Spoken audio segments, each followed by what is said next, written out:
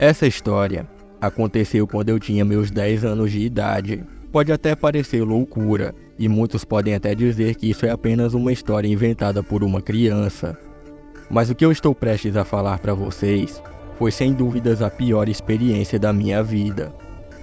No ano de 2005, meus pais fizeram uma viagem a trabalho para a cidade, e eu fui passar alguns dias na casa dos meus avós, que ficava no interior. Após 2 dias que eu estava lá, eu fui fazer o meu dever de casa que eu havia deixado pendente. Algumas horas se passaram e eu estudava tranquilamente, até que eu finalizei tudo e resolvi sair para fora de casa junto de meus avós, pois ambos estavam sentados na calçada da casa deles, conversando com os vizinhos, enquanto os netos deles estavam brincando no meio da rua. E então, eu fui participar das brincadeiras também.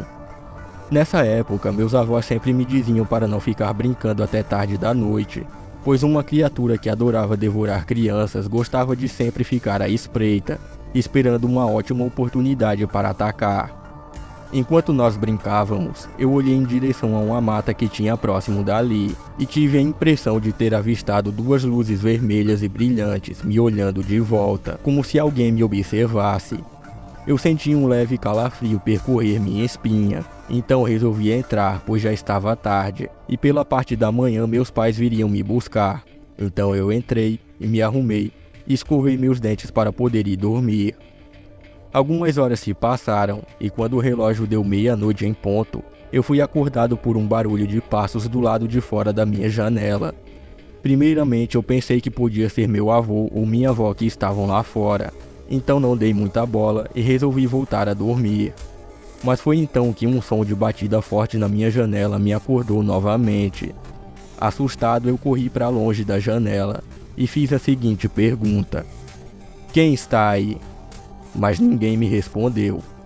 Foi então que eu pude escutar um som de cascos se movendo pela calçada, como se uma cabra ou outro animal que tivesse cascos estivesse andando por ali. Eu então me aproximei vagarosamente e resolvi olhar pela brecha da janela para ver o que era aquilo.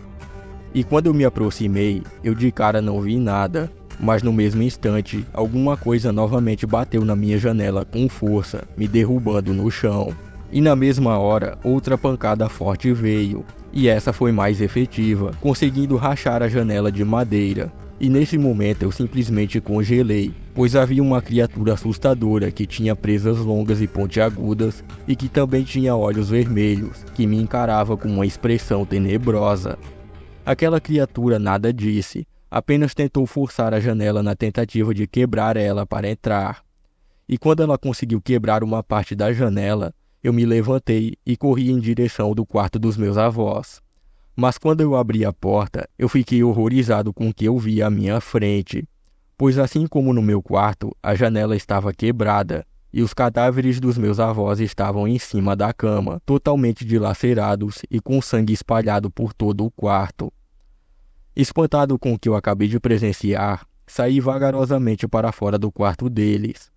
Mas quando eu ouvi o som da janela finalmente sendo quebrada e aquele som de cascos andando pela casa, eu então resolvi me esconder.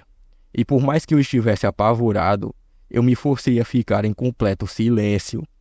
A criatura andou por todas as direções da casa, mas não encontrou nada. Foi então que ela tentou me farejar, mas viu que a manhã já estava chegando. Então, furioso, ele soltou um rugido tenebroso e correu para fora da casa. Algumas horas depois, meus pais chegaram na casa para me buscar e ficaram chocados com o que havia acontecido. E quando eu ouvi as vozes, eu corri em direção a eles, que me abraçaram e choraram muito preocupados e com muita tristeza, pois naquela fatídica madrugada eu havia perdido os meus avós para uma criatura que eu nunca tinha visto na minha vida.